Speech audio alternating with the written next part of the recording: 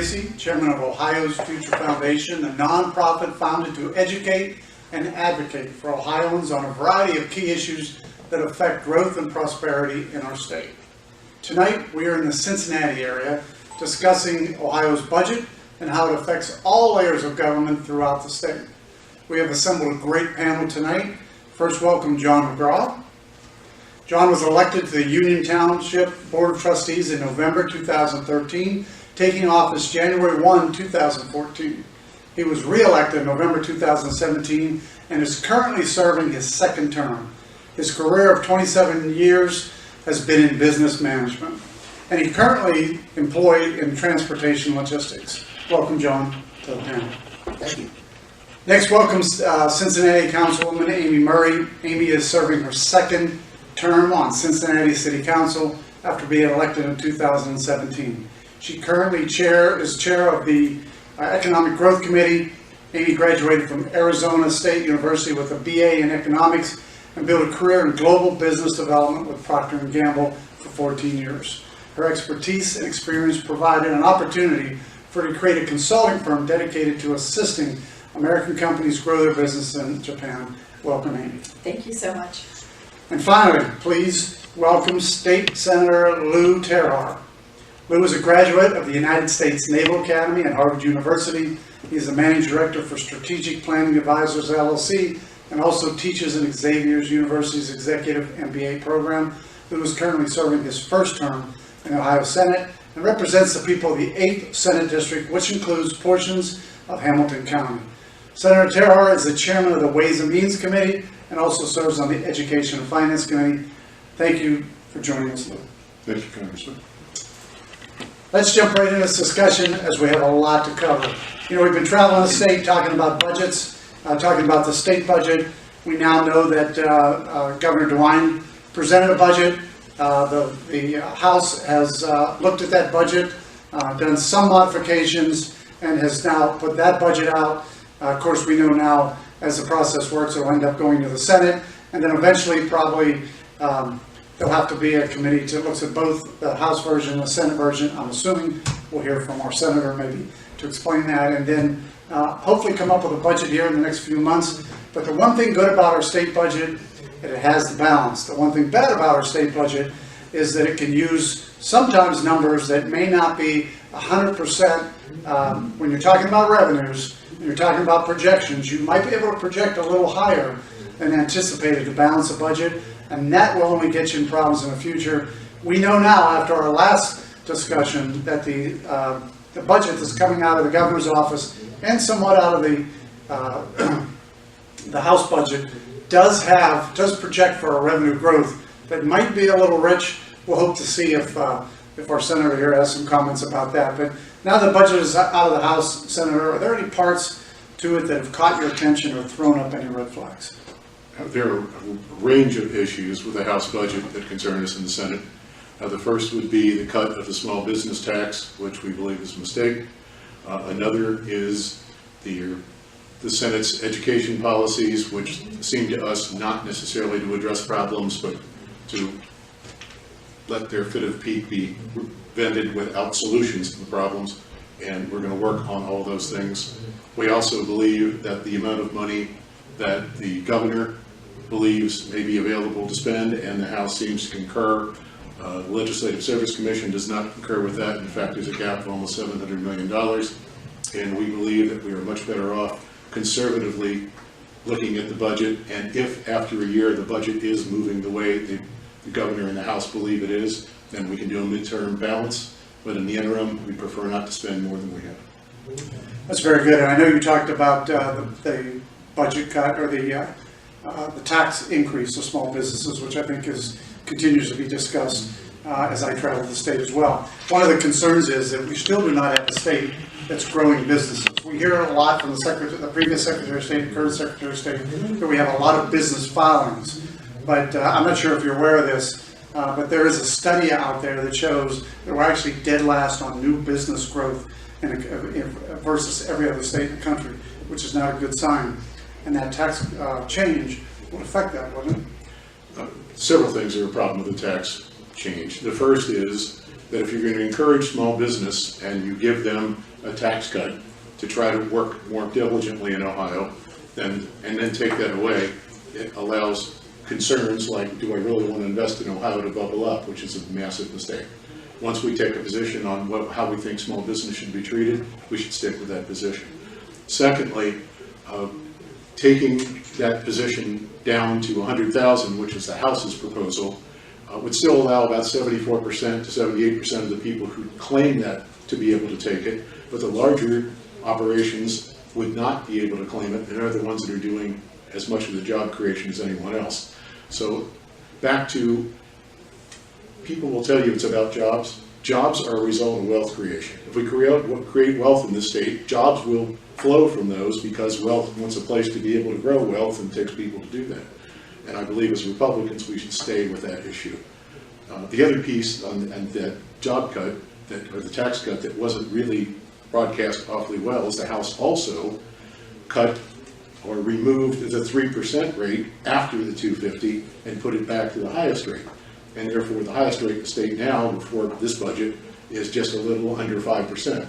And this is a large move for businesses to go from 3% taxation to 5%, which is actually for larger businesses an even more dramatic impact of changing tax policy.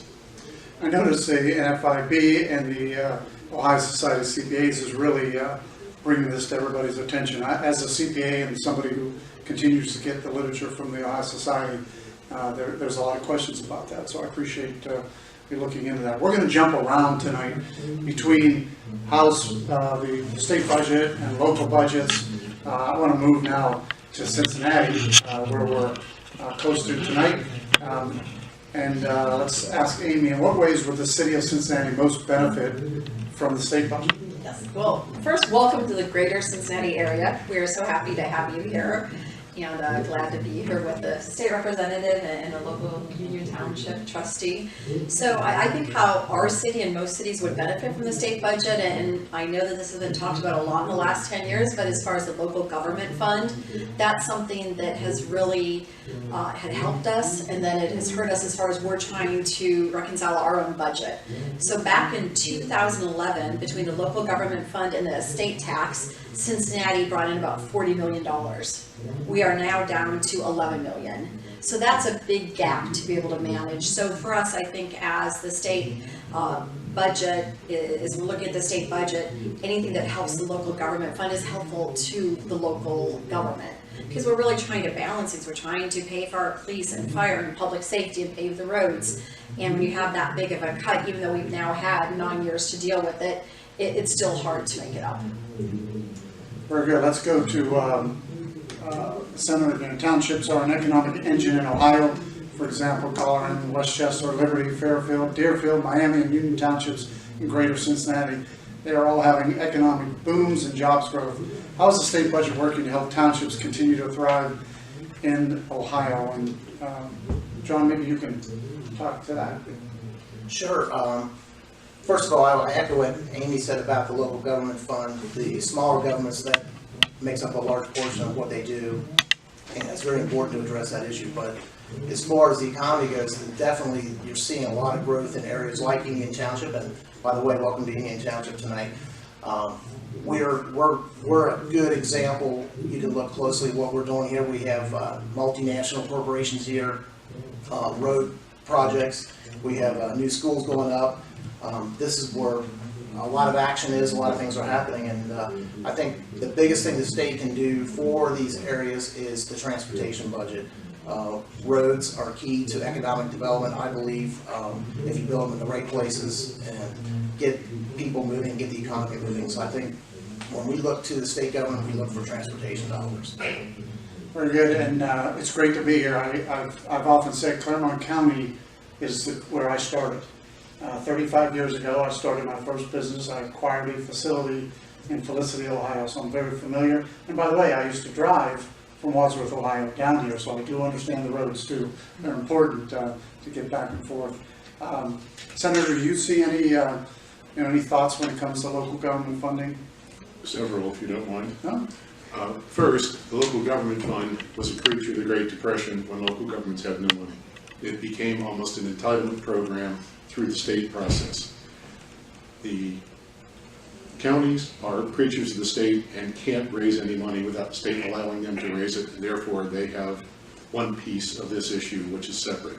We agree that the townships primarily need the road money. Transportation budget is passed, and in fact, with the help of Senator Seitz in the other house, we successfully made those lane miles for all townships, which dramatically increased the number of money going to townships for roads in the budget that's already passed almost 8 weeks ago. Secondly, we have dropped the income tax rate in the state. In the time I've been in the legislature, I was in the House for 5.5 years. From 2011 until now, the top rate's gone down from 7.5% to under 5%, which means every Ohioan has more money in their pocket. Most of us who are Republicans believe that the best decisions are made at the local level. We have made sure that the state is taking less from Ohioans at home, and if local governments feel they need more money from their residents, that decision can be made locally, and people can decide how they want to spend their money. Both townships with running levies and exempted villages and cities can raise income taxes as they choose without any influence from the state. Talk about the rainy day fund, because that's always an issue as well. You know, with over $3 billion in the rainy day fund, what are your thoughts on returning a portion of that money? Maybe not to local government, because I think I understand your position there, but at least back to the citizens. Or do we need more in the rainy day fund? It'd be interesting to hear your perspective. Thank you. It's a great question. First, we can't put any more in the rainy day fund. It's at its cap. And the reason it's at its cap and the cap was made is the calculation was made at what level do we need the rainy day fund to keep the lowest interest rate on state bonds, which come out of the operating fund to pay the interest. So at the moment, the state has enough in the rainy day fund to be one of the most preferred borrowers and lowest interest rates for bonds in the union. We'd like to keep that. So the issue on the fund itself is, if we generate more money, should we turn it back? My answer is always you give money back to the people who gave it to you. It's theirs, not yours. But my preference would be that we cut the amount of taxes in the Senate before we send this budget back, so that we don't take any extra and we don't have to worry about putting more in the rainy day fund, because we won't have it. Very good. Let's talk about job growth. And I actually am going to ask this from everyone's perspective. You know, Ohio's latest job growth report is lagging. We're showing that we're not producing the jobs comparable to other states, other cities. This region is just going in the wrong direction in many cases. Yes, we are increasing jobs, but we're not increasing them as other states. I was just in Tennessee last week. I noticed that Tennessee is just booming. 100 new people, I forget, they told me 100 new people a day or a week are moving into Nashville. Let's face it, some of the things there, no state income tax, all these things that are driving people out of the state of Ohio. And they're also driving companies to go elsewhere.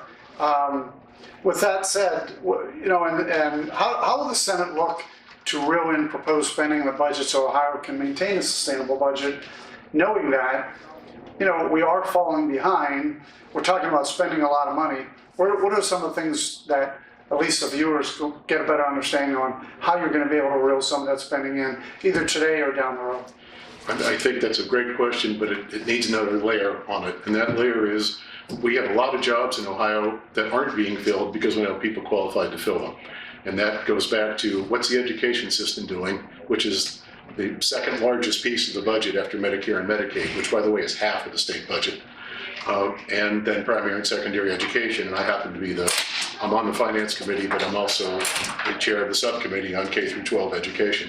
So what we are trying to do is make the money effective and make sure that we are getting not only college-ready, but career-ready people through the education system. And at the moment, that is not going well. So there are 3 proposals that will go in from the Senate into the budget. The first will be to change graduation requirements and make some of those more leveraged on getting career qualifications and technical skills, getting licenses while you're still in high school, other areas that will make those young people be able to go out and get a job immediately out of school. Another will be to be able to allow you to take what is now called the Armed Forces Qualification Test. By the way, as a side note, of the folks in the state from 18 to 26 who could go in the service, only 25% are eligible for admission to the armed forces, either because of their physical condition, their skill set or lack thereof, and what is now called politically correctly their chemical state. And those are issues in Ohio with the opioid crisis that are a major problem for all of us. So it's cutting the budget dramatically when we have to fix schools and turn some of these school districts around, especially in the major cities, and do something to get the opioid crisis under control. Ohio is, on per capita, the second worst state in the union for the problems we have with opioids and the deaths that result from those. We can't walk away from that. And until we fix those issues, we won't generate jobs, and it'll be difficult to draw people to Ohio in a state that has those problems.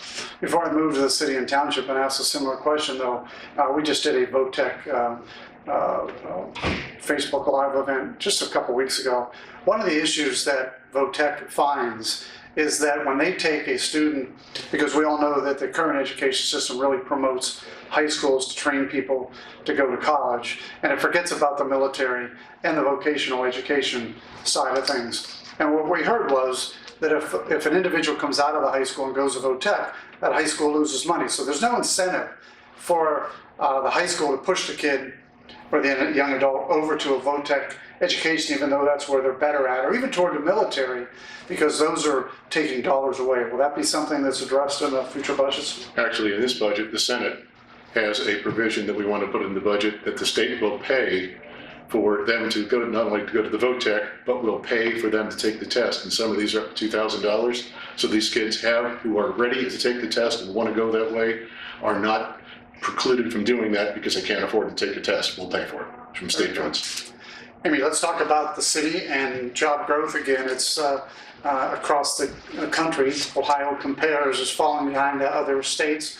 What's going on in Cincinnati? Where do you see the need for some help, and what are some of the things you're doing at local government? Sure. So I think the two different issues are, one, attracting companies here, and then the second is having the workforce that's ready to take on the jobs. And so talking about the second one first, which you already spoke about, we're looking at kind of three different pillars to do that. One is with the opioid epidemic, and we're right being close to the Kentucky and all of the tri-state area. We are having huge opioid issues in the greater Cincinnati area. So we're having people that are having a hard time finding employees that can pass a drug test. So we're really working right now to deal with this crisis, to provide support and help. And the city is really putting a lot of energy and effort into that so that we can get people work ready. We have quite a few programs, and even in our budget this year, to get people that are ready to get off of opioids and drugs, help them get into the workforce, help them manage all of the complications that go with it. So that's one. The second is vocational education. As you said, that is so important. And we have some great schools in the area, and that's something that I advocate as a council member, that if we can have more people going into vocational education, that would definitely help in all of our industry in the area.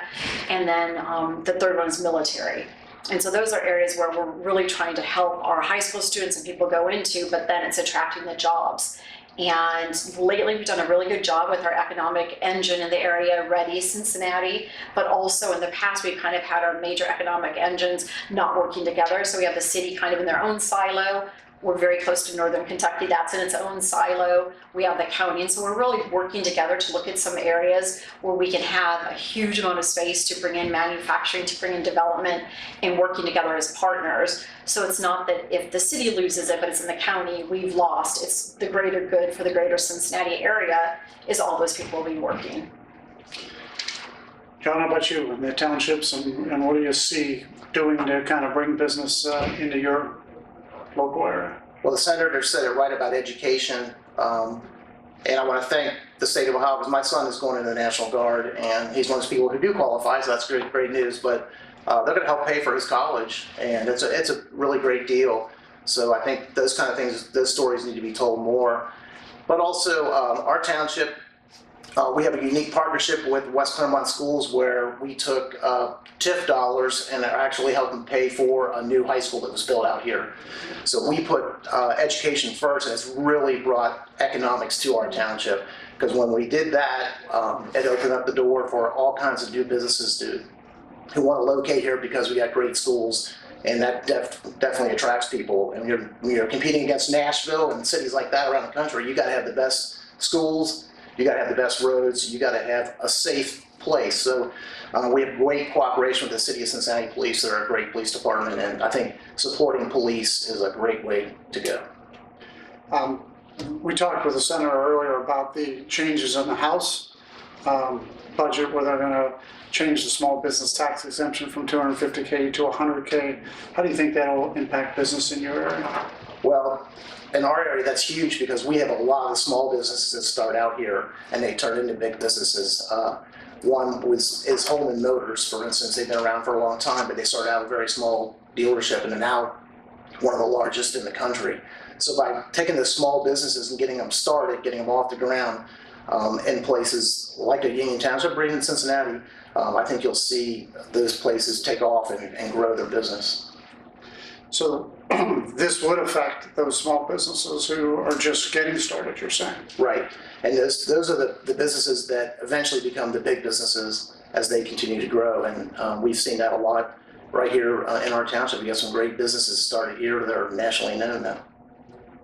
Senator Terhar said something that I thought was interesting. You make a promise to businesses, they start down a path, and then all of a sudden you hit them with a tax increase.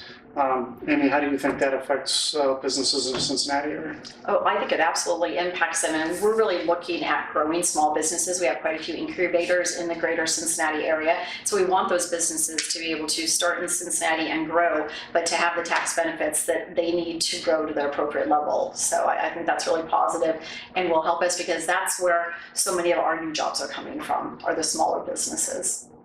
So what's interesting is that at one point in time, the state of Ohio was growing at a very rapid pace, and townships were becoming cities, and there were more jurisdictions starting to grow, and all of a sudden our state is starting to decline in census, we'll say.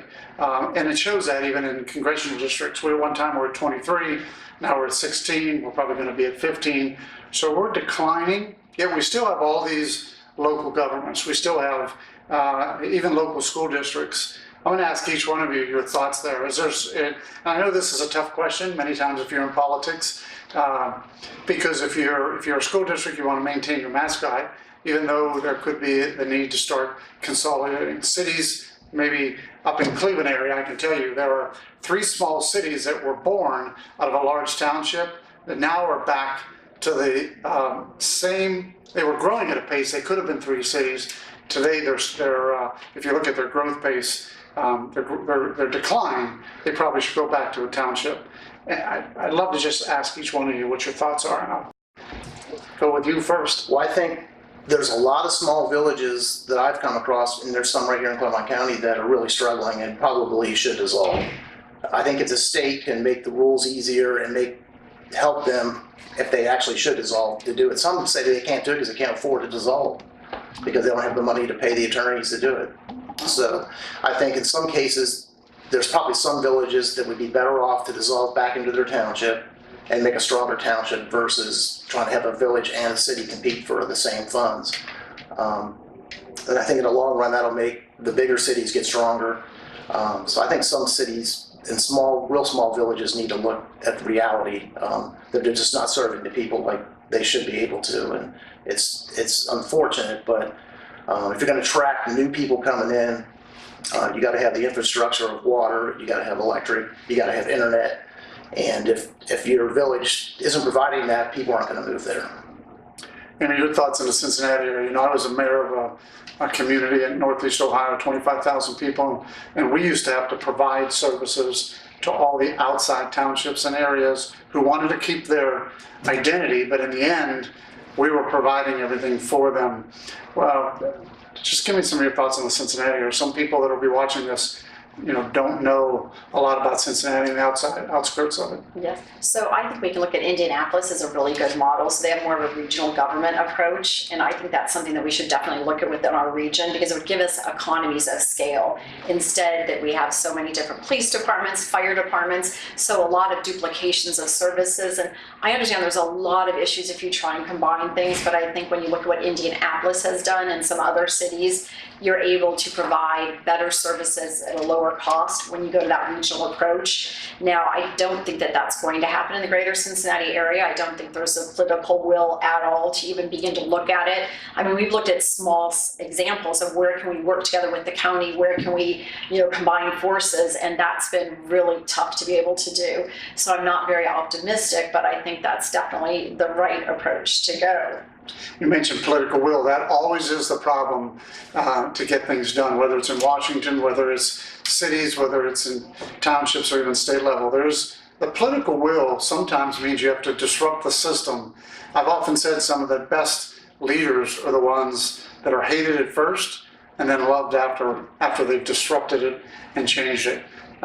Senator, any thoughts on this issue and some things that can be maybe seen out of the state? Yeah, several, and it's because this goes over such a wide area of Ohio, it's worth mentioning that in my time in the legislature, I figured out there are 5 Ohio's.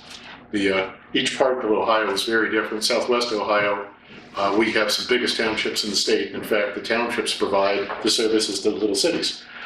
We've got townships here of 75,000, 62,000, 34,000, 51,000. Those are bigger than most of the cities in northern Ohio. So for us, we believe that if the township system works, we can fund it very well. They have to be responsible to people every day.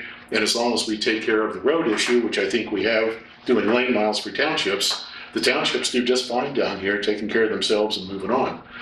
The problem with the schools is a much bigger problem. We have a lot of townships. We have 611 school districts in this state. Even states like Illinois have half theirs. So you have 611 principals, you have 611 everythings. And some of these honestly are too small to be practical. And a real hard look at the state level of finding ways to look at these school districts that are failing and determining, are they failing because they just can't do well, or are they failing because we've set them up in an area and in a way that they cannot achieve what they need to achieve standing as they are. So our first goal, honestly, in this budget is try to get the school districts that are failing outside help from outside the state, a model that other states have used for 15 years. State will pay to bring that help in, try to turn them. If that doesn't work, then we've got to look at stage 2, which is finding ways to make what should be, rather than the topsy-turvy way they grew, a way to say this is a logical town, this is a logical school district should serve this population, and this is the way that school district should operate. It's interesting, as all three of you are talking, you're saying we should look at other entities that are doing well. I still remember when I was mayor of Wadsworth, and the city of Wadsworth was struggling. I actually traveled the state and found the cities that were doing well, and then found out what they were doing best, and took those practices back to the city. And that's how we changed Wadsworth. I'm not sure we do enough of that. Whether it's states looking at other states, I'm glad to hear that we're looking at some other state model. I love what you said about Indianapolis. There's no reason why we can't steal ideas from other states that are doing well, or other cities that are doing well, and other townships that are doing well as well. Okay, so let's talk about local budgets, and we're going to go back now to Amy in Cincinnati's. Amy, Cincinnati is currently in a $19 million budget deficit, at least that's the discussion. We have the beloved trolley system that I always talk about that many cities have, many have gotten rid of. But what are some of the plans that you have to help balance the budget in Cincinnati, and what are some of the issues that have caused the problems? So here's looking at some of the issues that have caused the problems. So we're at about a $19 million budget deficit this year. But what we have to look at is what this council did and the previous council in the last 2, 3, 4 years, the decisions they made during budget season that have now hurt us. So one of the decisions, we were negotiating with all of our unions about 3 years ago, and our city manager was in full-on negotiations with our negotiation team and the unions, and really working out how we could give salary increases, because we had not done that in years. And we wanted to make sure that we were providing properly for all of our employees within the budget constraints. And as you know, when you're negotiating, it's not just salary, it's many other things. It's benefits, work hours, work rules, all of those other things. And so the city manager had already signed 2 contracts that the unions agreed to. And it was 2% increase, 2% increase, and 1% for 3 years. And the union said, thank you, we're happy with that because we haven't had a raise in a while. We'd love more, but we understand that that's what the budget can handle right now. And when they were in the middle of the other union contract, a few of the council members who were up for election said, you know what, wait, we don't like those contracts. We want to give our employees more, and we want to do it at 5%, 5%, 4%, which is a much greater increase than what the city manager had budgeted and said that we could afford. So they went ahead and for all of the unions and went back to the ones that were already signed and changed it. So not to say that that's bad in the first place, because it takes away all the integrity of collective bargaining, but then to increase it to 5%, 5%, 4%. So in our budget this year, about 11 million of it is due because of the cost from the additional funds needed to pay for these salaries and for the benefits. So, you know, you really have to think carefully when you're making these decisions, because it might be nice and people are going to be happy, but you might not have the money. And what we're seeing in some departments now and through the last year, they haven't filled vacancies because each position costs more now. And so it's harder for them to fill the vacancy. So that's one issue. And then the second is we have the streetcar, and that costs about $5 million a year to operate. And we'd always been told we wouldn't need general funds to pay for that at all. It would pay for itself. Well, this year it's going to cost maybe about 1.5 million is what we're hearing that we'll need to come out of the general fund. And it looks like that's only going to get worse. For the first 10 years of the streetcar, a local foundation is putting in $900,000 a year. So when that goes away and all the other problems, you know, this is going to come out of something else. And is it, you know, we could have more police on the street, we could pave more road miles, but we're paying for the streetcar that really does not have the ridership anywhere near what was projected or hoped for. So in many cases, and we see this all the time, whether it's a state, federal, local government, it's that political will to do some of the things that are right. And it's also the idea of having somebody with a little bit of business background, like many of you all on this panel tonight, who realize that you just can't budget for the next election. You got to budget for the next few elections, the next generation, or whatever. Sounds like that's one of the things that was a problem. Yeah, so it's going to make it challenging for us through the end of June to balance this budget. Wow, I don't envy you.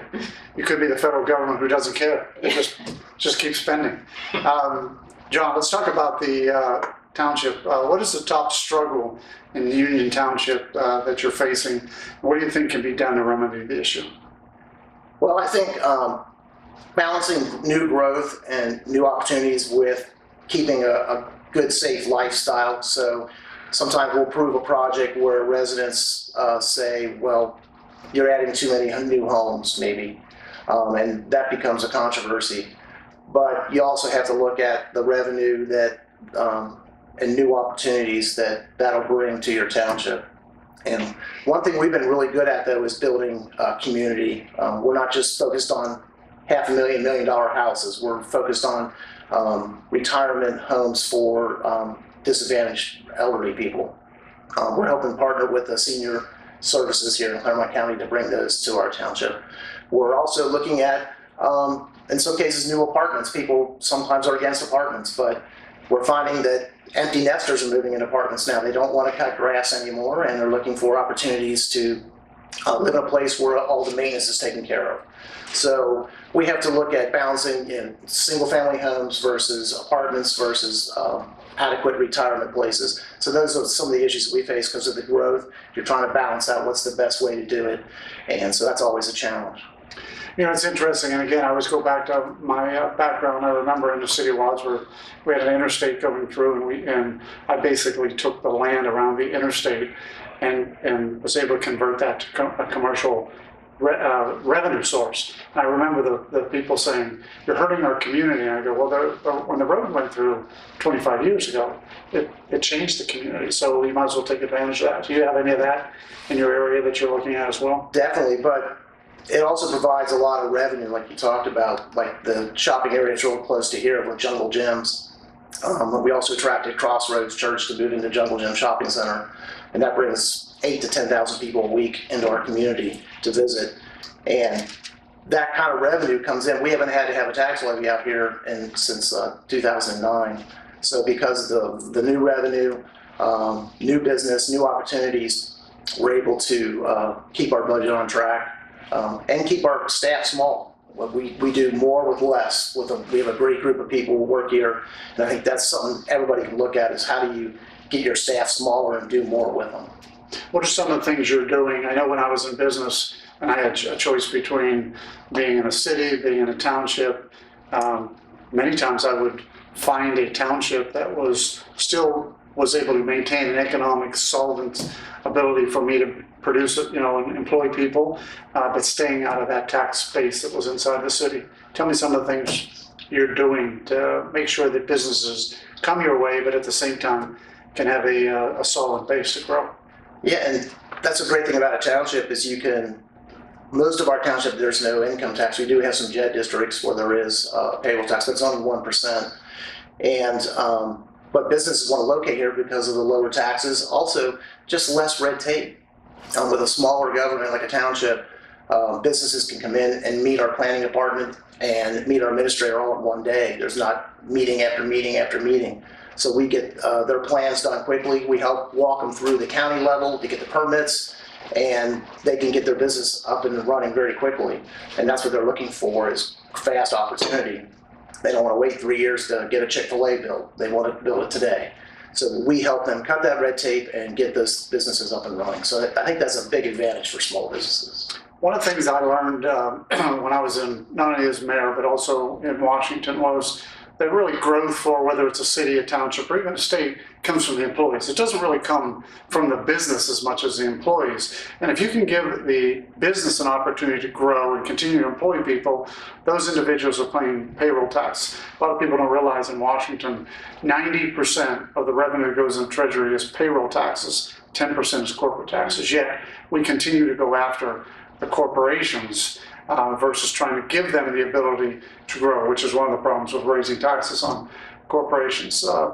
But oftentimes that payroll is not looked at, and sometimes it's constrained. So in the Cincinnati area, Amy, what are some of the things when it comes to, is Cincinnati consider alternative healthcare providers to provide quality care while minimizing costs and bringing more employment in? Is there any segment that Cincinnati is looking at to really start to grow its economy in the greater Cincinnati area? Sure. Well, of our general fund budget, 84% is personal and benefits. So it's a huge amount. So we're constantly looking at that area. So there's a lot of providers that are out there right now. You see some of these like on-site health and benefit centers. So we're looking at some of those and just recently sent out an RFP to see if we can save money that way, because we've seen from other areas, it's a search and reapply, that when they have on-site health centers or nearby and people are able to go to those, they can make a choice. You can go to your own doctor, you can go to one of the health centers, but with the health centers, it clearly saves some cost and dollars. So we're looking at that to reduce the cost for the individual as far as for co-pays and for the city. And I mean, that's just such a huge part of our payroll. Sure. Senator, we're going to talk a little bit now about getting businesses here. What are some of the things you see as the Senate or even the state? What are we doing that's actually going to promote? We're definitely hurting small business with this tax change, but what are some of the things you see the state, or at least the Senate, talking about trying to make changes to that'll promote business growth here in Ohio? I think there are several things. First, as Chair of Ways and Means, one of the things I concern myself with is tax credit programs. And there are those who will tell you, well, we shouldn't give tax credits to anyone, and the answer is, if you give tax credits to someone, that means they came here and did something. It doesn't cost you anything not to bring the business here, but if you provide an incentive for the business to come, that is a much better way to generate more revenue. We just passed through my committee the bill to change how we do the credits for motion picture and Broadway shows that come to Ohio to operate. And one of the things we did was not spend another dime, but we freed up over $20 million that had been trapped because of the way the old law had been written. And we made sure that as going forward, you get 90 days once you have gotten your grant to use your tax credit. If you don't start your production, you lose it, it goes to the next one in line, so that we get more people rolling through here. That's just an example. There are a whole range of processes that you can go through. One of the other ideas is to, which I tried 8 years ago with the previous governor, and he didn't like tax credits, but I said to him, if we set up funds in Ohio, because we have a lot of incubators, as Amy noted, and we have a lot of cities. But we don't have a lot of places where we do funding in what's known as A and B rounds and mezzanine financing, because Ohio tends to be a fairly conservative place. We could offer no capital gains tax if Ohio residents will invest in companies that come to Ohio, grow those businesses, stay here, and when they sell their percentage of that business they help grow, we allow them to keep the capital gain that they made, because we wouldn't have had that anyway if they hadn't gotten business here to start with. But there are a range of programs you can do to bring businesses to Ohio, and we tend to chase, we're trying to fill Lordstown, and I understand if I lived in Lordstown, I would feel the same way. I know we have a company from Warren County who, if they get the US mail contract, will take the Lordstown operation. But at one point, the previous governor wanted to bring a Sears here. And we were going to give all kinds of tax credits to bring Sears to Ohio. And I thought, my goodness, this is like the elephant graveyard. We can't do this. This is not the kind of thing we should be worried about. We should be trying to bring vibrant young businesses to Ohio, making sure those businesses get funded and grow here and provide the opportunity. Half of Ohio's college graduates who go to state schools in Ohio leave the state to go up to work. We're not doing the job. We've got to be able to provide opportunities so kids who grow up, live in Ohio, grow in Ohio, want to raise a family in Ohio, can have a good job and live in the state of Ohio and feel like this is the best place for them and their family. And the Senator touched on the film industry tax credits and elimination of the film tax credit. How would that affect Cincinnati? What are some of the, I mean, is that a business that's been growing because of that tax credit? Well, it's interesting because out of what we've seen in the state budget, as far as what's been on our paper on television, that's probably been the hottest item that's come out of it as far as the film credits. So Cincinnati has really become known as a film industry within the state, or at least we feel that way. We've had a lot of films that have been filmed here, and it's brought a lot to our city. And so as far as for each dollar tax credit, I think within the greater Cincinnati area, we have returns of about 3.5 on each one. And so that's much higher than the state average. So for us, it does hurt the greater Cincinnati area if we don't have that, because we have a great film commission and film industry that are bringing these shows here, that are bringing productions here, that are employing local people, that are training local people in these skills. So, you know, we're worried that that's going to hurt what we've been growing here in the greater Cincinnati area. I know in Cleveland, they're saying the same thing. In Cleveland, there's a group there that's done a lot of motion pictures as well. So when I first heard of that, I thought, you know, does this kill that industry off? When you talk to a motion picture, that industry, they say that there are so many other places they can go where not only they get credit, they get other opportunities. I think it's something, sounds like the Senate's going to be taking a strong look at it. Once again, that's a dichotomy of the House and the Senate. The House took it out of the budget. The Senate's already passed the bill out of the Senate to not only continue those funds, but to make them much more useful for companies to come here and keep moving. Well, it's a great PR for your state also, or for your city, for the state, because as you have these films here, people get to know more about it. And I think it attracts people coming here. We just also, in that vein, just had hearings in the Finance Committee on a bill that, if it doesn't move, we'll put it in the budget and push it back, that will allow billion-dollar-plus deals to already be kind of on the shelf in Ohio. They have to meet a range of criteria that are in the bill, but it's almost like an advertisement to big business to say, come to Ohio, we got a plan ready for you. And we think that's a good idea. I know that not everybody agrees with that, but the Senate believes that's a good idea, and I think it's a good, wise business move that creates jobs and wealth in the state. Well, and bringing to Cincinnati, we are ready for them here. There we go. So let's talk a little bit about greatest challenges. Like we do have a state, and I want to get it from all three of your perspectives. We have a state that, you mentioned Lordstown. Lordstown closes down, we lose 3,000 jobs. We're happy to replace it potentially with a company who's going to put 600 jobs in. So people talk about, hey, we're putting 600 jobs. They're not talking about the 2,400 that were lost. We potentially have a nuclear industry that may leave too. I don't know where that's going to end up. But long story short, I'm talking about jobs. And what do you think, from each one of your perspectives, are the greatest obstacles of stopping a business? Now, I've traveled the state. I have a good feeling from a business perspective, and you're all traveling your areas and asking your businesses, but what do you think is the greatest challenge for business from a state perspective, a city perspective, and then a township perspective? We'll start with the state perspective. I think from the state perspective, and I have 350,000 people in my Senate district, and I've talked to all of my colleagues, the biggest issue for most businesses is honestly the opioid crisis. If you get somebody who's well-educated, ready to come to work, and then they can't pass a drug test, or they pass and go to work, and on the first screen, they're out. And we've even tried to modify some of the workman's comp rules in Ohio to deal with that, but you still have to keep the workplace safe. And until we can conquer this opioid issue so that we have a safe workplace, we will can have educated people who should be able to do the jobs, but as the service says, they're not chemically responsible, and therefore they can't have the job. Now, some of the businesses I talk to statewide, and I'll just throw this back at you, is they say the biggest issues for them is the taxes, the regulatory climate, and the energy climate. Any thoughts on any of those issues? The energy climate, they say, is we don't have a long-term solution and a long-term, we're relying on one source. We don't have an all and above and a long. Do you agree with that or disagree? I disagree with the energy piece. I happen to have spent 6 years on a public company in New York Stock Exchanges in the energy business, and I know a little bit about that in the state of Ohio. We are no longer dependent on coal. In fact, coal generation in Ohio as total kilowatt hours generated is dropping like a stone. The greatest increase is in our own natural gas that is pumped up in eastern Ohio. It is much cheaper, it's cleaner, much cheaper to build the basic physical infrastructure to generate the electricity, and it goes into the distribution grid just like anyone else's. The issue on nuclear, especially up in northern Ohio, is those plants are 45 years old.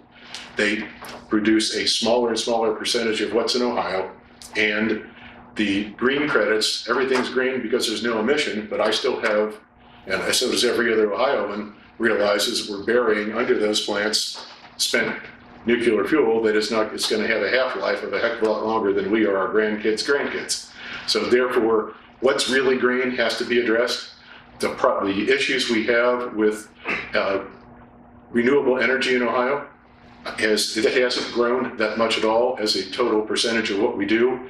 That is still with a massive federal credit. The state credit has run out, and I think it should stay run out.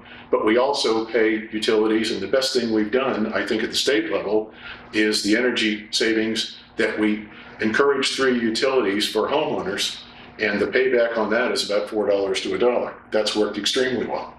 But as far as do we need, I mean, as long as the federal government has the system, we're in PJM and we compete with 17 other states for electricity in the Midwest, and you have to buy it across each other. What you actually generate in your state is interesting, but with PJM, it really isn't going to make much difference. Greatest challenge for Cincinnati? I think when people are looking at the greater Cincinnati area, they want a certainty of political will towards development and regulation. And I don't think people feel like they have that right now. So they want a certainty that they know what the regulations are going to be, a certainty as far as what development deals they'll be able to make and how they'll be able to move forward. And I think that, we just have a very different council right now, and very different opinions as far as business development and business growth.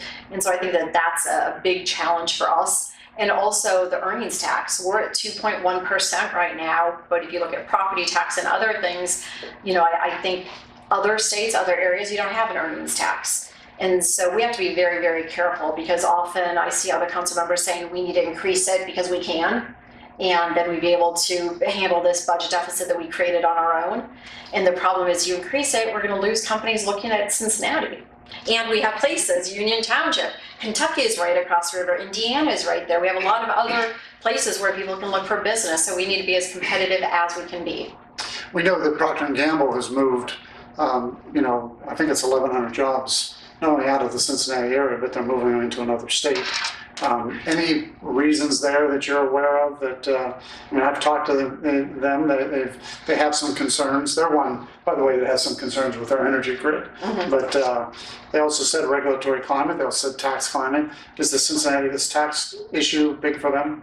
Well, I think for any of the local companies we have, and we have 8 Fortune 500 companies, if we increase our earnings tax, I think that we'll see companies that are making other decisions. And you can't afford to lose a Fortune 500. We are so lucky to have them there. We're so lucky to have all of our big, small, medium companies, but you really don't want to take a hit because you've raised earnings tax to bring in more money and you actually bring in less. John, how about the township perspective? Greatest challenge for bringing in new business? Well, I think you used to say, are they problems or are they opportunities? Mm-hmm. And I think we all have a lot of opportunities here. For instance, there's a $1 billion Amazon Air Hub being built in Kentucky. That sounds bad because it's in Kentucky, right? I see that as an opportunity because greater Cincinnati area can benefit from a big project like that. And you have to be looking at cooperation across city lines, township lines. How can we work together? to make these challenges come together, because a lot of our residents work in Cincinnati and then they drive back home here. So a big challenge is transportation, getting back and forth. And I think if we collaborate and share services and do things together and plan together, like the OKI is a great example of that, the OKI Highway Board. I think if we have more of that, because you can cut to get yourself out of a problem, or you can grow also to get out of a problem. I think if we bring that growth in, that'll take care of a lot of these state budget issues you're hearing about and the spending problems. Last question, and then we're going to close. I'm going to switch it back to opportunity. Greatest opportunity that we have here in the township, that you have in the township, to be able to take advantage of and move forward with. I think for us, it's growing entertainment options like new hotels, and there's a lot of great things in Clermont County and surrounding counties. And I think our tourism and people visiting here is getting bigger and bigger. You wouldn't think, well, what are they doing in Clermont County? Well, there's like a huge rowing, there's like softball and baseball tournaments where families come from all over the country to play baseball or softball. I think we can become an amateur sports area and grow that business. And we need Cincinnati, we need Kings Island, we need all the things that you do, the Reds game, to bring that together. So I see that our greatest opportunity is exploring that amateur sports field, but also finding more attractive things. Why would you want to have your sports tournament here? Well, you can go to Kings Island, go to a Reds game, or maybe you go to FC Cincinnati and you have your soccer tournament here. So that's what we're looking for. I think that would be a real opportunity for us. Maybe from a city perspective, greatest opportunity for Cincinnati? Be near Union Township. So I agree so much with John. I was going to say the exact same thing. I think for attracting talent here and businesses, the greater Cincinnati area is thriving. You know, we have 3 major league sports teams for a city of our size: the Bengals, the Reds, and FC Cincinnati. And FC is attracting so much interest and enthusiasm from the area. Plus we have an incredible ballet symphony, our banks along the river. It's doing so well. It's just thriving as far as entertainment, music venue, restaurants. So I think we're at a really exciting time in a crossroads of Cincinnati history of being a place where people want to come. Young people are wanting to come to. We're seeing more people moving into the city area and, you know, into the whole greater Cincinnati area. So I think it's an exciting time to be here. And, you know, if we can keep the business side going as far as attracting businesses here, we're doing everything we can to make people want to come and live here. Now, from a state perspective, and again, that's always the tough one, because U.S. News and World Report has moved us from 35th to 40th. We're the 7th most left state in the country. People are leaving our state.